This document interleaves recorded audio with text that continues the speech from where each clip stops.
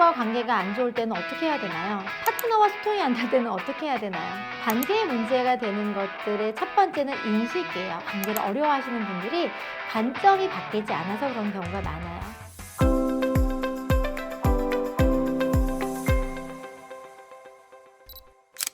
안녕하세요. 권현진TV의 권현진입니다. 파트너분이 질문을 하셨어요. 스폰서님과 관계가 안 좋을 때는 어떻게 해야 되나요? 파트너와 소통이 안 될 때는 어떻게 해야 되나요? 다들 그 소통에 대한 이야기를 많이 하시는데요. 항상 관계적인 거 안에서 무엇이 문제가 되는지를 한번 찝어 볼게요. 첫 번째는 우리 비즈니스 안에서 스폰서 파트너의 관계는 갑을 관계인가요? 그렇지 않죠. 협력적인 관계고 서로가 서로에게 기여하는 관계잖아요. 그런데 이 관계에 대한 정의 안에서 이런 마음들이 있으시더라고요. 스폰서는 당연히 나한테 해줘야 되는 사람, 파트너는 당연히 나한테 따라와야 되는 사람. 이게 일방적인 거라는 건 없잖아요. 그래서 관계에 문제가 되는 것들의 첫 번째는 인식이에요. 우리는 상하 관계도 아니고 갑을 관계도 아니고 비즈니스 협력 관계라는 걸 잊지 않으셨으면 좋겠습니다. 그래서 스폰서는 나와 일을 할 때 내가 갈 방향에 대해서 먼저 선 경험자로서 나에게 도움을 주는 나에게 조력자고 플러스 알파적인 나한테 감사한 분이라는 인식이 머리 안에 계셔야 돼요.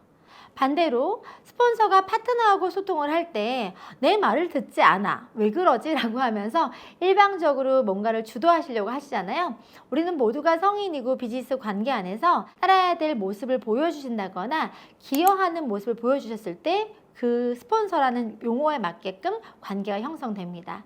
그런 부분에 대해서 나는 이 사람에게 무엇을 해줄 수 있는지를 고민하고 그 해줌에 의해서 그 사람이 나를 신뢰하고 따라올 수 있도록 내가 먼저 걸어온 길을 통해서 다음 걸을 사람들에게 기여하는 자로서 또는 나를 신뢰하고 따라온 사람에게 그 신뢰에 대한 약속을 지켜내는 사람으로서 존재하시기를 부탁드리겠습니다. 그리고 우리가 사업을 하면서 관계에 문제가 될 때가 언제냐면 타이밍을 놓쳤을 때요. 스폰서는 상황적인 게 준비가 되지 않아서 파트너를 당장 후원할 수 없는데 파트너가 먼저 이 사업의 비전을 보고 열심히 성장하고 노력할 때 함께 동행할 수 있는 시간도 없고 후원을 할 수 없는 상황일 때 파트너는 섭섭할 수 있거든요. 나는 스폰서 없이 혼자 일하는 외로움을 겪을 수도 있고 나의 스폰서님들에 대해서 다른 스폰서들과 비교하면서 상대적인 박탈감을 느끼기도 합니다. 그랬을 때 어떤 마음에 문제가 생기냐면 실망하고 섭섭한 마음이 가슴 깊이 내리잡다 보면 관계적인 게 어려울 수 있겠죠.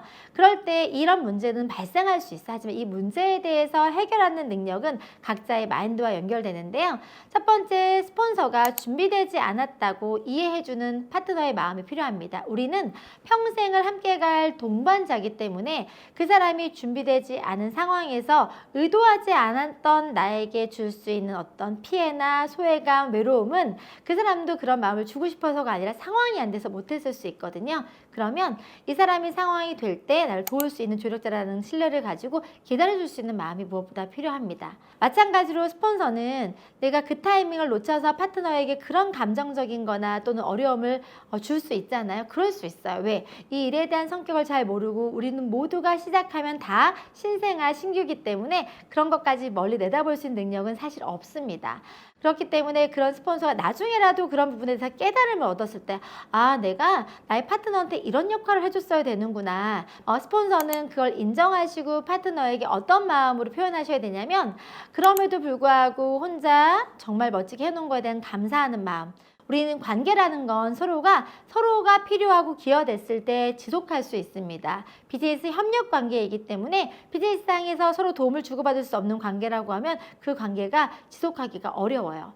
서로에 대한 마음이 감사와 인정과 수용이 넘쳐날 때 그 문제가 생겼을 때 해결할 수 있는 방법도 생깁니다. 제 예를 들어볼게요. 저는 사업을 시작하면서 아무것도 몰랐던 상태인데 저의 파트너분들이 한 달, 두 달 사이로 시작이 됐습니다. 그분들은 저보다 훨씬 더 훌륭한 분들이었고 저는 그분들의 기대와 능력에는 부응할 수 있는 게 갖춰지지 않았어요. 하지만 제가 사람의 복이 많아서 그분들이 제가 하려고 하는 노력 또 제 마음을 이해해 주시고 저를 기다려 주신 시간이 있었기 때문에 저는 그 시간 안에서 저를 채워갈 수 있었어요.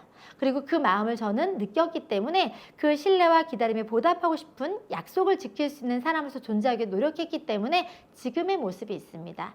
서로가 관계 안에서 기다려주고 또 그 약속을 지키려는 노력을 함께 하다 보면 서로가 함께 성장할 수 있는, 평생을 조력할 수 있는 능력 있는 자로서 이 안에서 마스터가 될 수 있어요. 그래서 여러분들께서는 그런 관계 안에서 때로는 내가 마음을 더 쓰고 관용과 감사의 마음으로 내가 그 문제를 해결할 수 있는 그런 여유로운 성품이 되어야 될 시기가 있거든요. 그거는 스폰서든 파트너든 아무 상관이 없어요.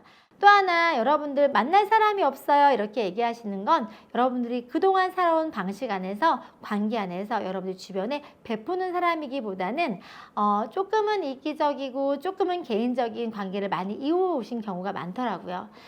주변에 보면 내가 사람들과 소통하는 것들이 좀 부족하고 관계를 어려워하시는 분들이 관점이 바뀌지 않아서 그런 경우가 많아요. 내가 주변에 조금 더 다양한 사람을 만나고 싶고 내 주변을 풍요롭게 만들고 싶다고 하면 일단은 내가 가진 걸 먼저 베푸는 것, 그 관계 안에서 기브 앤 테이크가 아니라 기부를 많이 하시면 테이크는 나중에 온다는 걸 아셨으면 좋겠습니다. 소통의 가장 중요한 건 상대에 대한 입장과 그리고 나 자신을 정말 명확하게 바라볼 수 있는 눈이라고 생각해요.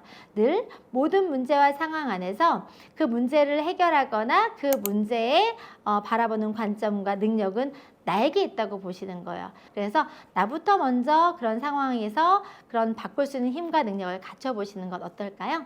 오늘도 관계 안에서 혹시 고단하셨나요? 모든 관계 안에서의 주체는 여러분이라는 걸 잊지 않으셨으면 좋겠습니다. 내가 어떤 눈과 생각으로 바라보는지에 따라서 모든 건 해결되니까요. 오늘 여러분들의 관계가 행복하셨기를 바라겠습니다. 감사합니다.